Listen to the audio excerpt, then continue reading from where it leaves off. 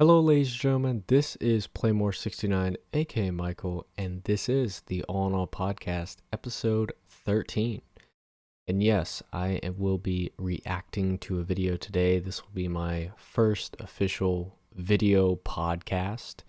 And also, for the naming convention of the podcast, if anyone is wondering, I have now gone with a shorter name, at least for the title of the podcast.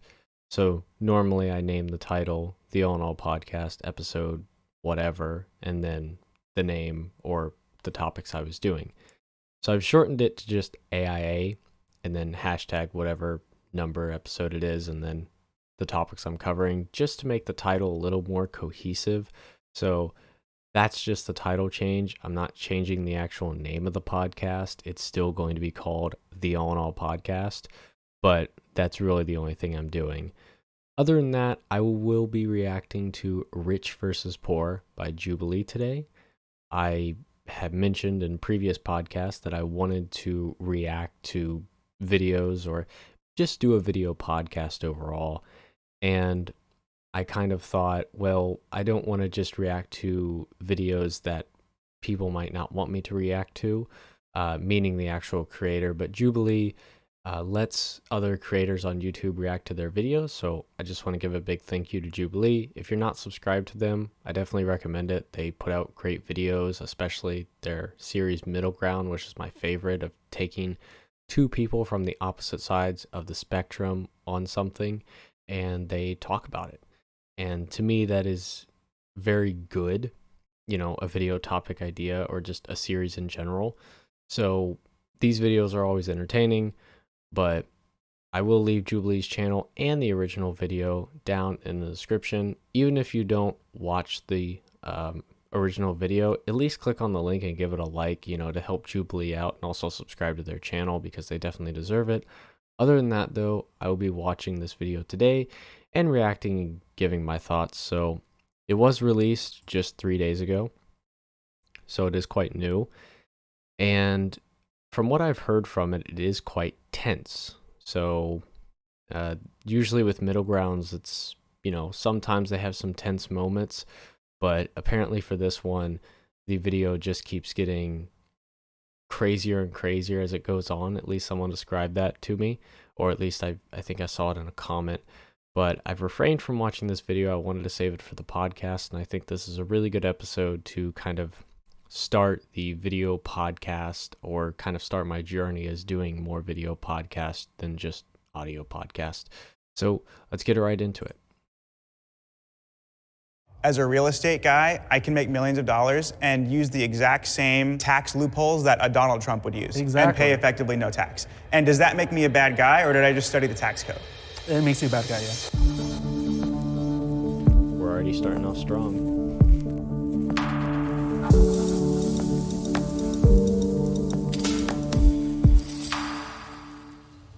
Step forward if you agree.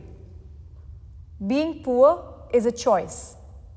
Okay, so for each one of the topics that they give, because it looks like they give, a couple throughout the video as they do with Middle Grounds, and I'll kind of be answering this topic for myself, so I'll either be agreeing or disagreeing.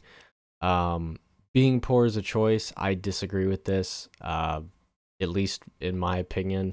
Depending on where you're born, anywhere, we're basically, this is more of a United States show, so this is really United States based, but really anywhere you're born at, your zip code really matters. And if you're born into a rich, affluent place, you're going to have more opportunities.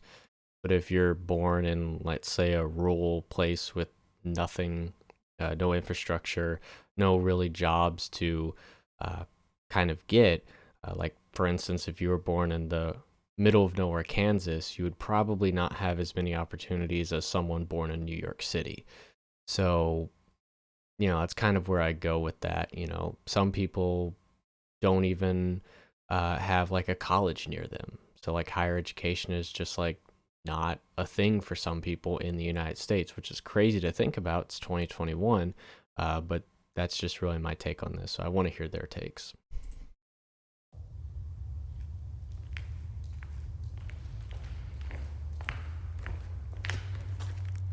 I do not want to be disingenuous to ignore systemic issues that we all experience, but I feel like it's 2021 and there's a lot of free resources. I mean, Facebook has a lot of free courses. I think that poor is also a mindset. I agree. Originally, Okay, I let her finish her point. I don't want to cut anyone off from making their point, just pausing and kind of just taking them out of context there.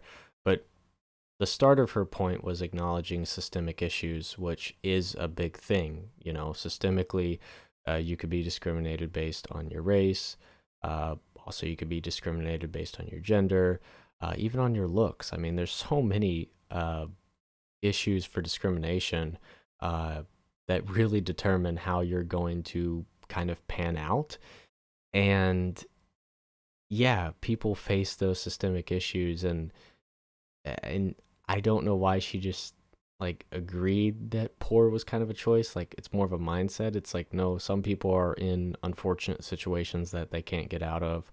But again, that's just my take. Her opinion wasn't too radical, at least in my opinion, but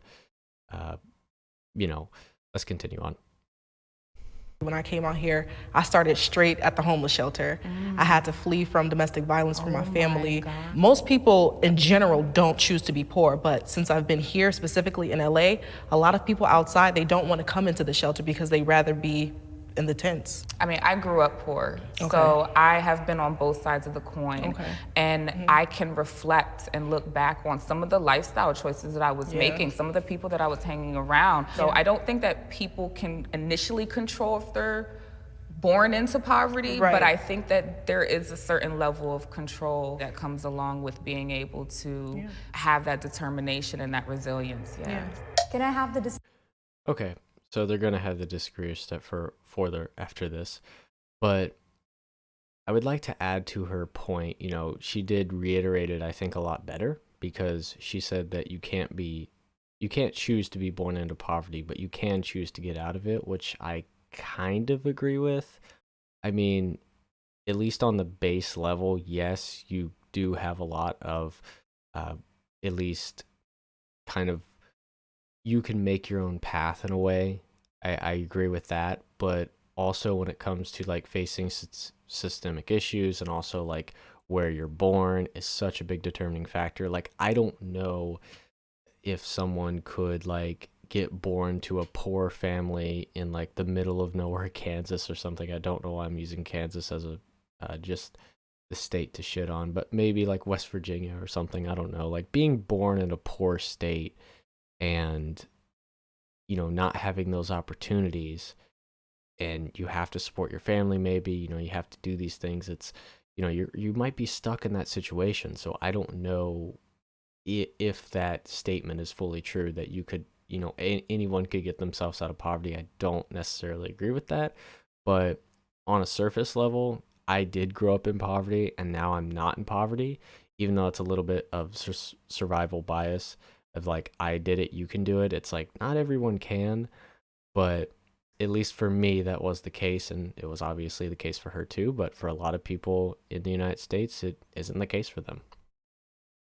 disagree or step forward?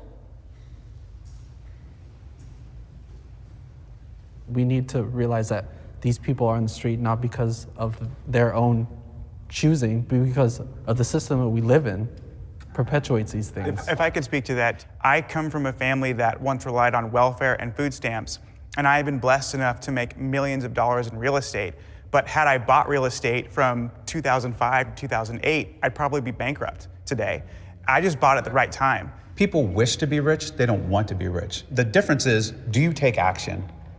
That being said, I agree with a lot of your points you're making about people not really having the resources or the opportunity to have any kind of action plan. Some people don't even want to be rich. I don't want to be rich. But I also don't want to be poor. I'm happy in the middle. And I would want to live in a society where they could perpetuate people to lift themselves out of poverty through programs and just be in the middle.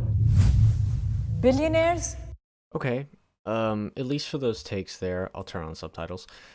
At least for the takes there, I pretty much agree with. I think that most people were not really too radical in it. I don't think being poor is a choice, but at least most of them did agree that, not everyone in the United States has a fair shot, and it's very hard to get out of certain places you are in the United States. I mean, that's really what it comes down to.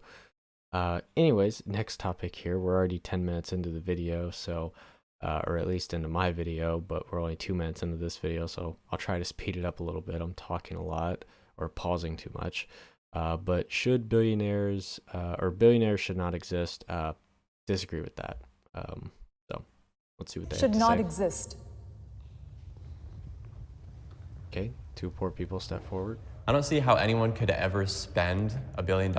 It's not a necessity to have that much money, and I feel like there is a certain cap in which, like, you can completely survive and thrive with this amount of money, and then if you surpass that, you're just hoarding. And then we've seen what people with billions of dollars are doing with their money. They're going to space for fun. Like, Right.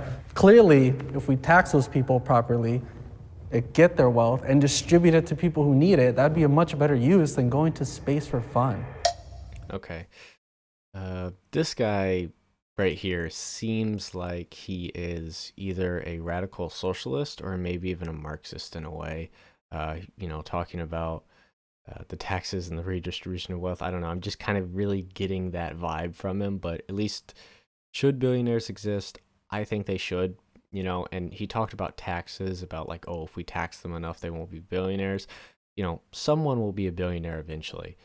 And, you can put heavy taxes on billionaires, someone will be a billionaire. And they talked about, oh, they're just going to space and not, spending it on the, like, less fortunate, the people that actually need, like, money or food to survive, which, lawfully they're doing nothing wrong, but morally, yes, they probably are doing a lot of wrong things if they're just going to space for fun.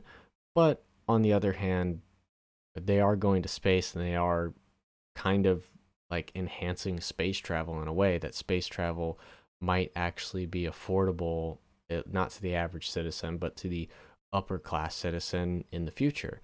And being able to travel space, it could also maybe create some sort of new revenue fund and also open up more possibilities for space. I know it sounds very like capitalistic to say that like, oh, let's not give the money to the poor, but let's invest it in space or something. But I think they really truly are investing in space when they say that. But let's continue on. Personally, I don't think there's an issue with billionaires existing. The issue for me is that they need to be held accountable the same way poor people do. And I'm talking about the justice system. When you look at a lot of billionaires who have gotten that way because of the just incredible amount of value they've given to society, I won't even talk about a huge, crazy billionaire. I'll talk about Jay-Z, who's a billionaire. He made amazing music. That's how he became a billionaire. And so I don't think it's the government's job to interject and say, okay, you have too much, we need to give it away. I mean, it would also never happen in any other arena. No one's gonna go, hey, Simone Biles, you have too many gold medals. We're gonna take them from you and we're gonna give them to the other people who weren't as talented as you. I completely agree. I completely disagree. I feel like that is the government's job. And Jay-Z, like you said, Jay-Z made his money from music. That's his labor. He's a musician. He's selling his talent. But then when he invested in the alcohol, then he's using other people who are harvesting the wheat, the agave.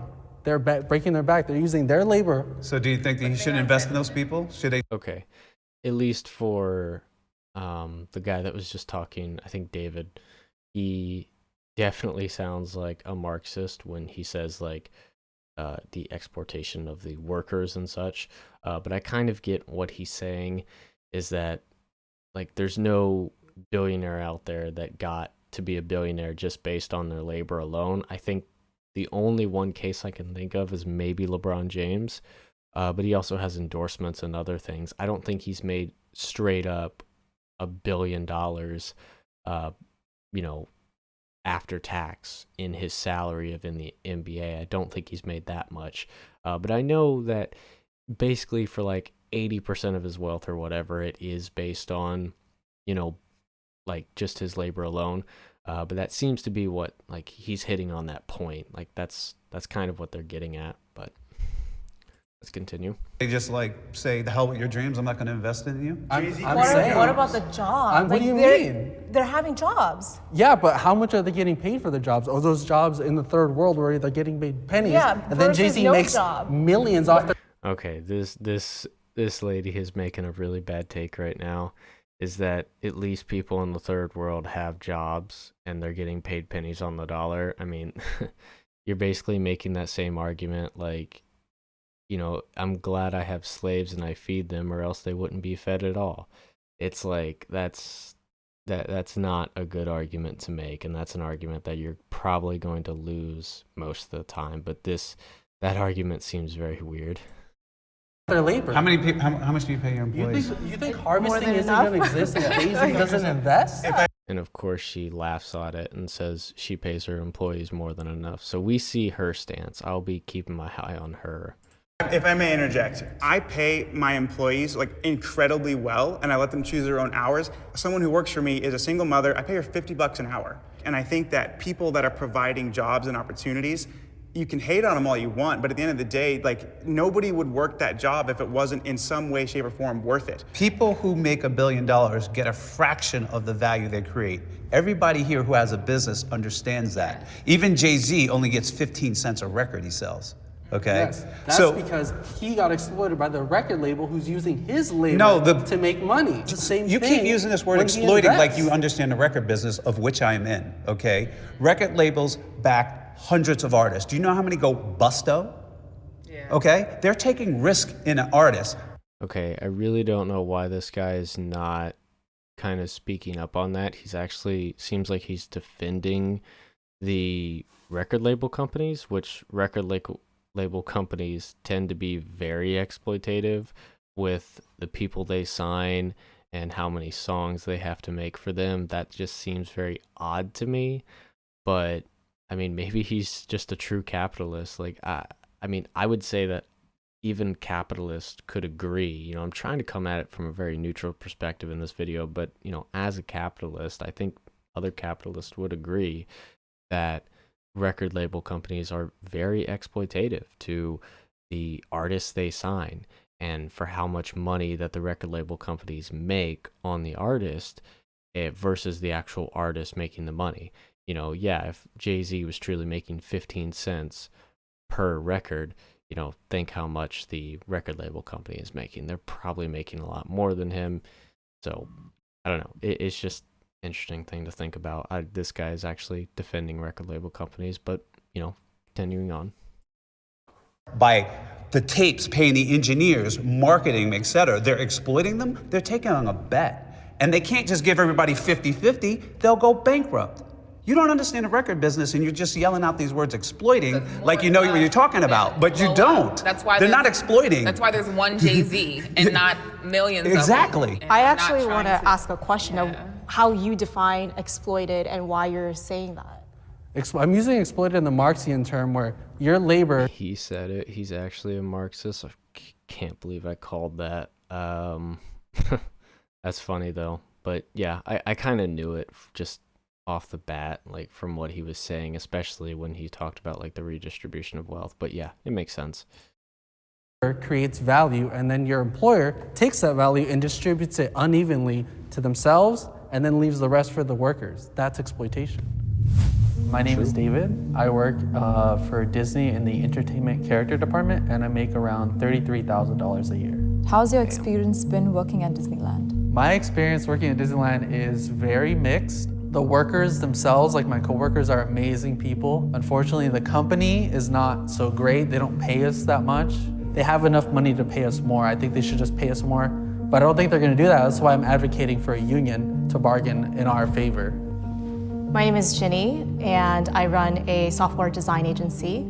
And this year I'm going to be taking home about $400,000. When I started my business, that was like all consuming for me. Everything I did in my life was for business. And so I think my partner felt a lot of neglect. And so a lot of our arguments, a lot of the times that we had issues were because of my absence. the economy is rigged? I totally agree with this. Definitely it is because, when at least when you look at the certain things, like at least with being like born in a certain place, like that obviously you don't choose. And we can say it's rigged in a sense of like a systemic issue where, if you have a foreign sounding name, you're less likely to get a job. That's obviously at least rigged in that sort of way. But hold on, switch to HD real quick. But yeah, I would agree that the economy is rigged to an extent. I mean, I think a lot of people have chances to make it, but is it rigged for certain people? Yeah, I agree.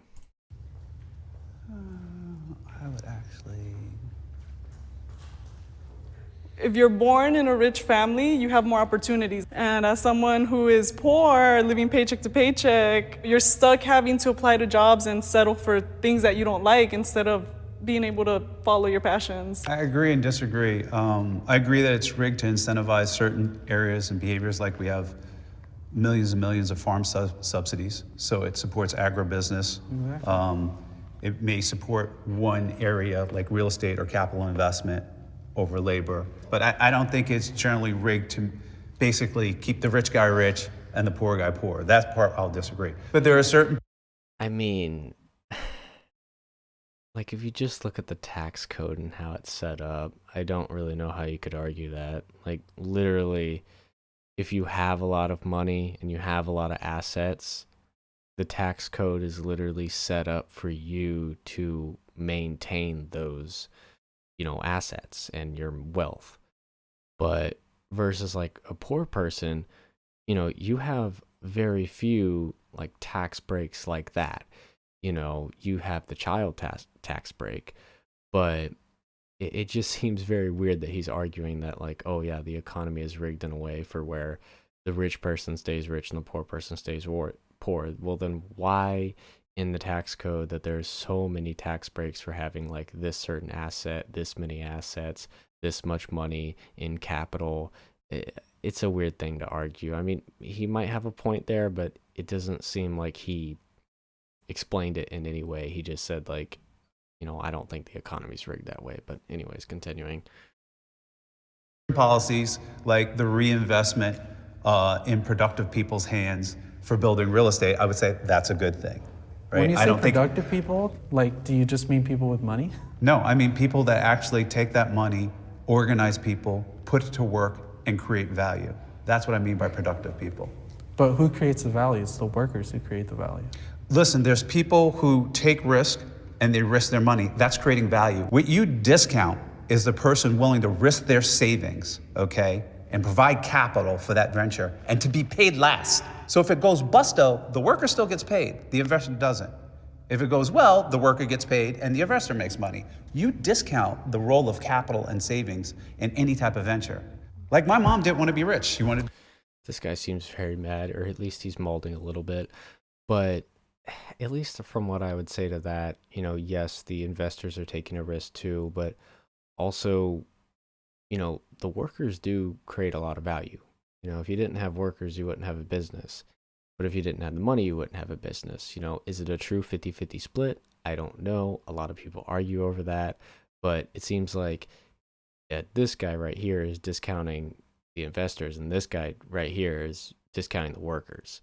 So it seems like they're at least disagreeing on that fact, but, whatever, continuing. Be a school teacher and work and do that and live in the middle ground, and that's fine. But there are people like me who want to take a lot of risk and get a lot of reward. And we put that capital to work. And you should respect that. Hi, my name is Bill Perkins. I run a hedge fund. I do investments and other things. Of course, he's a hedge fund guy. It all makes sense now. Manage my own money. How much I make annually? Sometimes I lose money, but I'd say on average over 10 million a year. I took care of my dad in the last years of his life. He died broke. I did not inherit my money. I made it myself. I really don't care about the money. Money is a tool for me to have the experiences that I want to have out of life. And there are many experiences that I want to have. You have to have a certain level of awareness and knowledge to know the rules of the game. And I think that there are barriers put in place to kind of prevent people from knowing the rules, but I think that it's out there and you can have access to it, and it's, you know, I think that knowing the rules is different. I know the rules, and I think they're disgusting. That's why I want to change them. Why don't you play the game then? I mean, you can I think they're disgusting. Why would I want to play the game? As a real estate guy, I can make millions of dollars and use the exact same tax loopholes that a Donald Trump would use and pay effectively no tax. And does that make me a bad guy, or did I just study the tax code? It makes you a bad guy, yeah. Okay, the start from the video. At least looking at this, so he's using the tax code to, you know, not pay taxes through real estate. And at least how I look at that is, you know, just because it's in the tax code doesn't mean it's like morally correct. You know, lawfully something can be correct, but morally, you know, it might not be.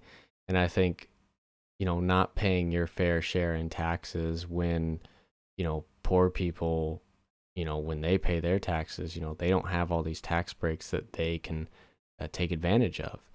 And especially if you're actually that rich, you know, if you're, you know, making millions of dollars or you're a millionaire, I think that you should pay your fair share in taxes because, you know, it should be an equal pay in society and to the government. You know, I think it should be.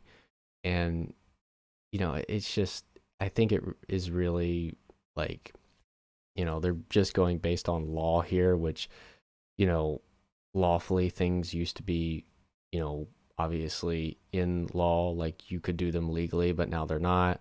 Like the fact that women couldn't vote, you know, slavery, you know, there's all these things that were back in the law that were totally legal and they were morally not right. And I don't think morally that's probably the right thing to do, at least as a liberal myself. I wish the tax code would be basically reworded or basically changed in a sense to where there wouldn't be all these loopholes for the very rich people and they would actually pay their fair share. You know, just like the poor people and, you know, the lower middle class pay their fair share every year, I think the rich people should pay their fair share as well. You think so? If you do that, yeah. I'm following the law to a T. The law is wrong. Yeah. Why is it wrong? It's the law. I'm not. You think just because it's law, it's always right? No, certainly not. Certainly not. I'm not. Good point by this guy. I'm glad he brought that up. It doesn't seem like he's very well articulating his points, or maybe they're just not listening right. I mean, I'm understanding what he's saying, but it seems like none of the rich people are. And I don't know. It might be since they're rich, they kind of feel like he's attacking them. But I think he's kind of just trying to make points under his ideology of Marxism of like, hey, the rich should pay a lot more in taxes. And the wealth should be redistributed. But it seems like these rich people are kind of feeling like attacked in a way, which, you know, it just seems that way. But continuing. But that's my point. No, the law is written to encourage investment, is which they want. So he's investing. So like the law is written to encourage certain things. If you disagree with it, you can go lobby and change. But he's not a bad guy. I know you mentioned that there are barriers. Okay, that was quite funny. You can go lobby and change. Well, all of these poor people make what, in the $30,000 and $40,000 a year, somewhere around there, and they probably work 40 to 50 hours a week, probably barely making ends meet, and you think that they can, you know, take money that they don't have and go lobby in Congress? That's quite funny. It just goes to show how much power the rich people have, and they don't even know how much power they have over these people. You know, like they have the tax code in, like, at least benefiting them. And, you know, they can say, oh, well, you can go lobby to change it. Well, these people literally probably couldn't because they don't have the funds, they don't have the capital. And obviously a rich person isn't going to want to lobby to change the tax code to hurt them, you know. So it just seems like they don't know how much power they really have. barriers in place that do keep people kind of in impoverished conditions, but I don't think that we all acknowledge like the mental. Well, that's where I was going. So if I can reflect on myself, I mean, I remember when I was living in poverty, I was just trying to survive. So I didn't even have the brain capacity to try to, or the willpower to kind of even desire to access the rules of the economy. But I mean, I had an epiphany, and I literally woke up one day and I was like, I cannot live the rest of my life like this, and I don't care if people call me lame, square, they're gonna question my blackness. I mean, I don't care. I'm getting out. Well, speaking about blackness, do you think there's a correlation between people from the African diaspora and people of color and poverty? You don't think there's like a relationship there? It's true that, you know, I belong to a community that makes less than certain other communities. That's true. Significantly less. But you can't look at differences between groups and say it's only because of systems. Systems played a huge deal to it. I'm not Oh my gosh. Well, I think this guy is like heavily in like the survival bias, where he's like, you know, since I made it out and I was part of that, you know, minority community, anyone in the minority community can make it out. And that's just not the case. You're an exception. You did it, but it doesn't mean everyone else can. Like, for instance, with me, I grew up in a trailer park, and yet now I have 3 college degrees. I work in cybersecurity. I work in a great field, and I will probably be set up very well for the rest of my life. But that doesn't mean that everyone in that trailer park made it out like I did. So it's the survival bias that he's in right now. Discounting that at all. Like, it's a real big deal, and we're working to change that. But also, I mean, statistically, like, people from my old neighborhood and people, you know, around in these communities, they spend about 50% more on shoes than people who are not in those neighborhoods. And it's like, man. Okay, that is a really bad example there. It sounds like something Candace Owens would say, but I'll let him have it, whatever. That's not the reason that black people are so poor, at least in those neighborhoods, is they're paying a little bit extra for shoes. Man, well, not only that, Todd, but I think I looked up a recent statistic that said that Asian households, their children tend to study 13 to 15 hours a week, where in a black household, it's like 3 hours a week. I know you said it's not like a race issue, but when Okay, so she's comparing minorities? I mean, I don't really think you can do that, at least, because, like, what is that really quantifying? Is that saying that immigrants are doing better than black people in America? Is that saying that just people of a different race are doing better in America than black people?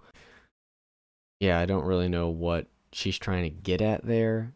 I think that that's a kind of a bad comparison to make, because that's kind of showing, or at least she's trying to say, that there's something wrong with the black culture and something that, like, is just not correct about it. So I don't think that that's a really good comparison to make. think about the way that we got here as like African people, it was a race issue. We didn't have a chance to discover America like the other people did. So I feel like how you had mentioned that Asian Americans, they study more than black households. You don't feel like those communities are kind of socialized in their upbringing to be more inclined to care about their finances, as opposed to like African Americans, we would rather look rich than actually be rich. I think that's a part of like our community. It's a culture, it's a choice. Well, it's not a choice. I don't To a certain extent. I think it's a choice. 2021.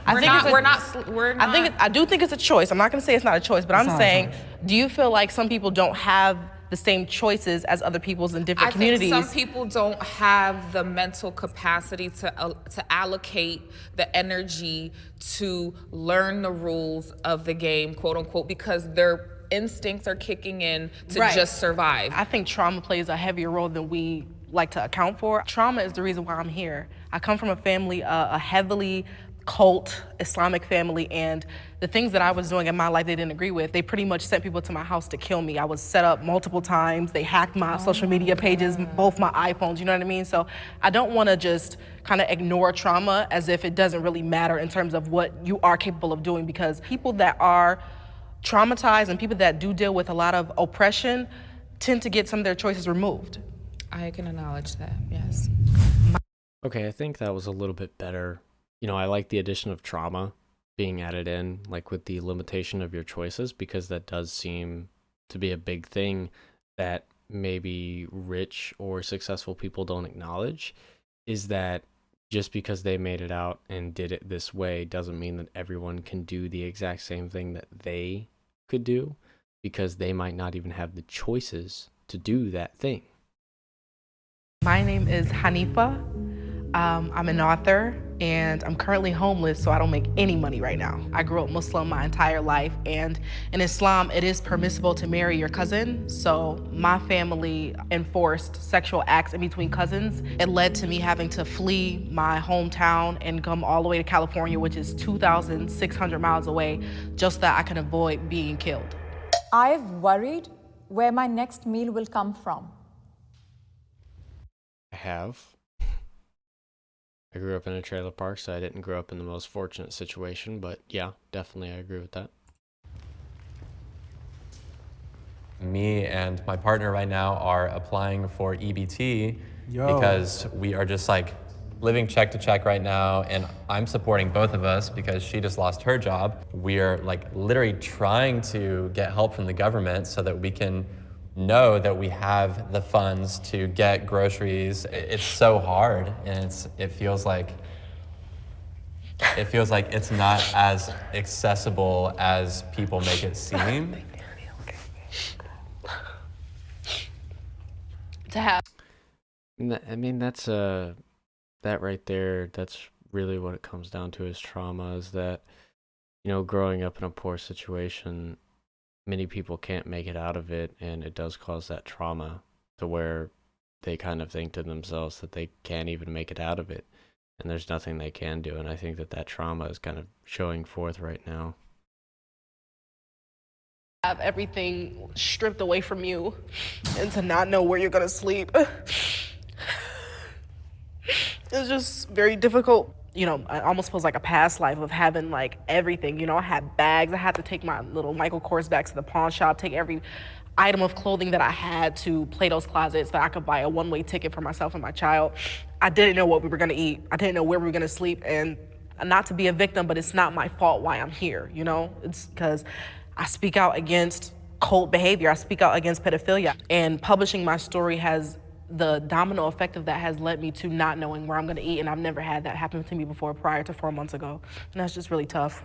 Thank you for sharing your story. That's really powerful. And yeah, like if you need help, like after this, let's just talk. That pulls on my heartstrings because my mother raised us 3 kids by herself, and my father was a wife beater. He was also a child molester, so anyone listening can connect the dots on that. I feel for you. I almost want to jump out because it was only a short period of time, you know, and just that short period of time when you're busted or whatever, and you're just like, whatever, but you guys were like in the real thick of it. You guys are in the trenches. I visited the trenches for like a couple months. You had a toe. I had a toe in the trenches, you know? So I'm getting paid paycheck to paycheck, and on top of that, I have a crippling gambling addiction. I'm addicted to weed. I'm addicted to alcohol. I'm addicted to vaping. And as soon as I have that direct deposit, it's like I have no control. Almost like I black out and I start gambling, start ordering drinks, start ordering weed, and then I come out of that no control feeling, and I'm like thinking, how am I gonna feed my pets this week, my cat, my dog? Like I had all these plans up to my payday. Before I know it, all my money's gone, and it's addiction. Really glad the poor people were able to articulate like their problems like that. Like for instance, with the other girl, as you know, she had addiction, and the other one is, you know, fleeing from, you know, her family and stuff. And I think that really kind of gives a better perspective on, like, you know, being poor is not a choice. You know, some people are born and live in very, you know, unfortunate situations. And I think that both of them articulated it very well when it comes to them living in an unfortunate situation. Like, you really can't do much beyond that point. Like, one of them has a crippling addiction, and the other had to flee from a very abusive family. You know, you're not going to make it rich or be financially stable if you're having to deal with some of those problems. When you're in a position when you don't have a lot of money, you can't do a lot of things for fun, and you're often just like working. I have to survive, I have to feed myself. And so when you get that paycheck and you have just a little bit of enough money to do something that will spark joy for you, it's so hard to be like, no, I'll put it aside to save. It's like, I'll just do this one thing for myself, I'll just treat myself. And then it's like, well, now it's gone. I Now, completely understand what you're saying, and I used to think like that too, but I also thought about how joyful it would be to be rich. I would rather not have that instant gratification, because the gratification of being infinitely stable or more stable is more important. My name is Brittany. I am a holistic health practitioner, and I make around $130,000 a year. My relationship with my brother has literally crumbled since I have acquired more money. He only calls me when he needs something. The only person that I really have a relationship is my mom. I haven't spoken to my brother.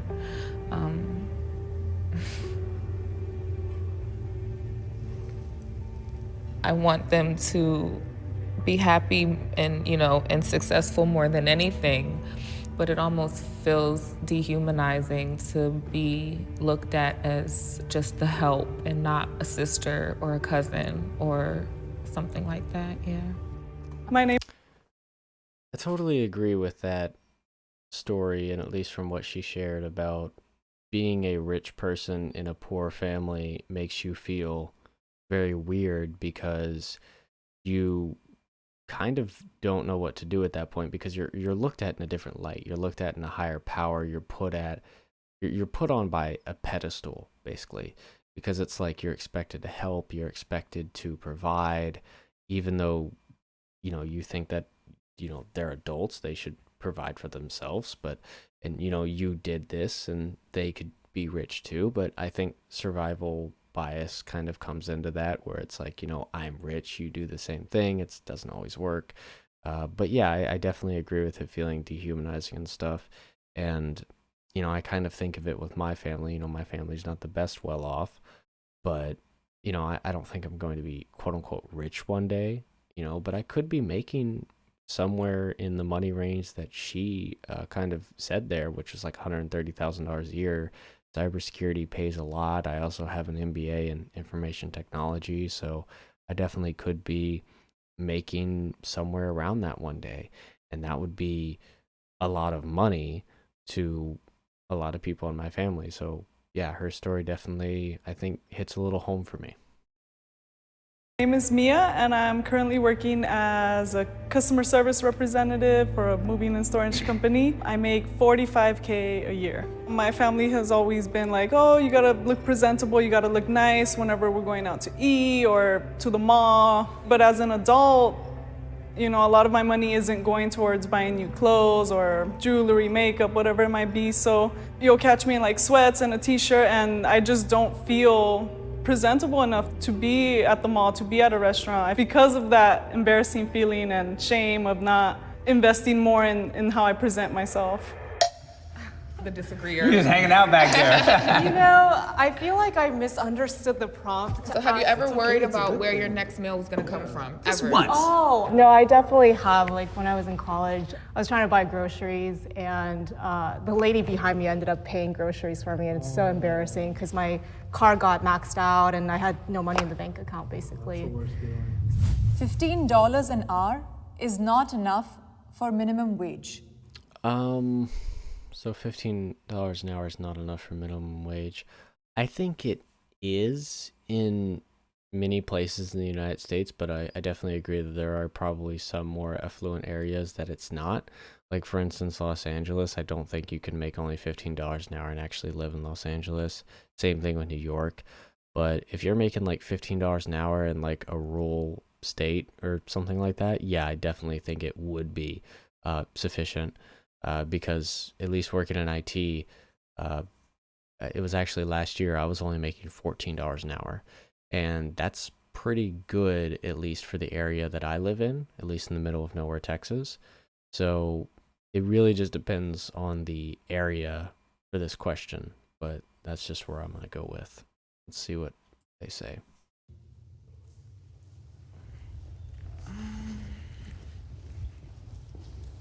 I did have a question for you two. You both mentioned that you suffer from addiction and that as soon as you get a paycheck, it's gone, whether it's gambling or weed or shopping or whatever. If you had a higher income, would that change? Personally, yes, because the whole reason I gamble is like, let me get that $60,000 win and I'll stop gambling. That's my mindset, right? And another thing is I feel like if I were to have like passive income, I guess you can say, or be financially stable, I can pursue and distract myself with my actual passions. Like, I want to start a true crime YouTube channel, but I don't have the laptop, I don't have the camera. Nice. The addiction takes control, so I don't think about the things I don't have, and I just feel numb and thoughtless, and I'm just enjoying my TV. And so yeah, I feel like it would change. I would be able to have other distractions that are beneficial to me in a positive way. Yeah, I definitely agree with what she said there about having like distractions in more of a positive way, that, you know, she might not be able to afford those distractions now. Like, for instance, she said, you know, buying like a laptop and like creating a true crime YouTube channel is a lot better of a distraction than just, you know, buying drugs and doing that every paycheck. But if she did make a higher income, then she maybe could actually purchase you know, a laptop and actually do that hobby of hers rather than just buying drugs and going down that infinite loop of a addiction path. So yeah, I would definitely agree with that. If you had more money, you could probably have access to help, like medical help. Yes. Yeah, exactly. You know, Yeah. psychiatrists, because that's really expensive, and you can't afford it living off of minimum wage, you know? I feel like a lot of jobs will pay minimum wage, but they will expect maximum effort. And I'm like, if you're gonna pay me minimum wage, I'm putting in the bare minimum effort. I've always looked at it the opposite way. Like, if I go into a company and they're paying me minimum wage, I do everything that I can to get promoted. Hi, my name is Todd. I am 29 years old. I am a real estate investor and a YouTuber, and I make about $1.4 million per year. When you grow up the way I did with no... So since you're making $1.4 million a year, should you just put in no effort? Because you said if you're making minimum wage, you should put in the maximum amount of effort. I really don't get that line of thinking. Money and your mom is struggling and crying herself to sleep every night because you can't pay the bills, that takes a toll on you as a kid and seeing that struggle. I got my first job when I was 12 years old, literally shoveling horse poop for $3 an hour. And I looked at myself when I was 12 years old and I was like, you've got to make $1 million a year by the time you're 30. My name is Sean, I'm 23 years old. I'm a musician and content creator, and I make minimum wage at a retail job. If I wasn't having to work every day to pay my rent, then I would have more time to make music and connect with people and find venues to perform my music. And if I had the money, I would be able to market and promote my music so that it could reach a wider audience. For me, my mindset is working minimum. Of course, this girl did not agree with $15 is not enough for minimum wage. Of course she did. She was also the one that said that, you know, I pay my workers enough. I wrote, and then she laughed, you know, enough, whatever that means. Minimum wage is always temporary. It's always been like, okay, we work minimum wage. Minimum wage is not always temporary for a lot of people. There are people that are in their 40s and 50s that are still working minimum wage. So it's definitely not a temporary thing. It might have been a temporary thing for you, but that's not the case for a lot of people. Wage, but we're gonna work harder to get promoted, and then we're gonna do something else with our lives. Many, many, many years ago, you could go live off the land. You didn't have to work for somebody in order to survive. All the land is taken. It's in federal land. You can't go fishing in these federal streams. You can't do that. So that's not possible at scale. In order to survive, you must work for someone else. That forces wages down, right? People can't just go, F you, I'm not gonna work, I'm gonna chill and work on my novel or do whatever. So that's the part where I agree with you on, like, I'm a supporter of UBI so that people aren't forced to work. Now, where I disagree is that... Wow, he's actually a rich person that is in support of UBI. That's actually pretty surprising. I hope he knows that that would raise his taxes quite a lot, but anyways, continuing. We don't pay people based on what they need. And you were kind of pointing to this. I give the minimum effort if you pay me minimum wage. But there's certain jobs that are not worth $15 an hour, just frankly not worth it. Maybe they're worth 5, maybe they're worth 2. I want you to watch TV for an hour in your house and tell me how many commercials come up, because I'm doing a survey. I want to pay you $7 an hour. You think I should have to pay you $15 an hour for that? Or would you take $7 an hour to sit on your couch and count commercials that show up on the television? I mean, yeah, I would take any money. Okay, so everybody here agreed that it should be $15 an hour minimum wage. Yeah. But by making the wage $15 an hour, you just eliminated a job that he's willing to do. More money? I mean, I think that $15 hour minimum wage is a good idea for a lot of places, especially more affluent places that you kind of need at least a $15 hour minimum wage. But I think that the minimum wage does need to be increased, at least scaled to an extent, at least across the United States, when it comes to like what county you live in, what your zip code is, what city you live nearby, what's the average income, it really does need to. Because I think it's like $7.25 is the federal minimum wage. I think it's $7.25. Anyways, moving on to the final topic here, more money, more problems. I think more money, less problems, just because money normally solves your problems. That's kind of why you want to make a lot of money, or why a lot of people want to be rich. Why would being rich look so good if you had more problems with it? You could solve your medical problems, your food problems, your stability problems, your living problems, everything like that, problems that a lot of poor people stress about every day. When can they fill up their car with gas? When can they get food next? Can they pay the rent next month? All of that. More problems. More money, more problems, but that's a path that I'm willing to take on, because the problems that come along with not having money, I can't imagine going back there. I made it a point to position myself adjacent to people who I felt like I could learn from. I remember parking my little Chevy Cruze up off of Griffith Observatory in Hollywood Hills just to be around money. You guys mind if I start? Yeah, please. A lot of the problems in my life would be solved with just, not even if I was rich, but just like a little bit more money. I would just have so much less stress and less things to worry about, and I wouldn't be finding myself in these situations where I'm worried about, how am I going to pay rent? How am I going to get gas to drive? How am I going to eat? More money, Yeah, I mean, these were my exact points when it comes to having money. It solves those basic problems that a lot of well-off people just don't think about, but a lot of poor people, that's their reality every single day.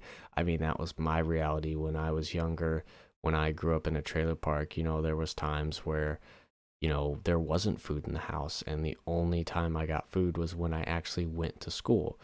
And at least it's a perk of being so poor, you actually got free lunch and stuff, but that's what I lived off of. And I think that a lot of poor people, or a lot of rich people, don't even think about those little basic things, that like food and paying for gas and paying your rent. Those are big problems for poor people, but I think well-off people just never think about those basic problems. more social responsibility, right? Going back to What does that mean? like if you're a billionaire, then you have social responsibility to take care of people who might have less than you. Really? I'm not seeing that in modern day You have life. billionaire beef. You got a billion. Okay, well, there's a lot of billionaires out there that, yes, do a lot of good, but I mean, she's making the point that if you are a billionaire, you should have more social responsibility to help the less fortunate, but that's not what every billionaire does. There are a lot of billionaires that do help, but not every billionaire gives their money for, social responsibility. A lot of billionaires do keep their money.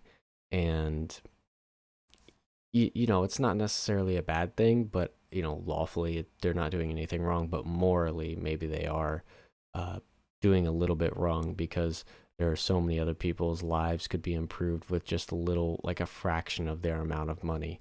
But, that's really for them to live with and really for them to think about morally. modern day life, what are billionaires doing? I want to add real quick to what you were saying, that I had my first felony when I was 14 years old. I had gotten a DUI in 2018, so I was still going in and out of courthouses. I'm struggling trying to get a job, applying, getting interviews, getting a job offer, background check, offer rescinded, and that hurts a lot. But I'm over here watching The Real Housewives of Beverly Hills, and Yolanda Hadid's daughter just so happens to also get a DUI, but she's taking off in her modeling career like it was just a hiccup.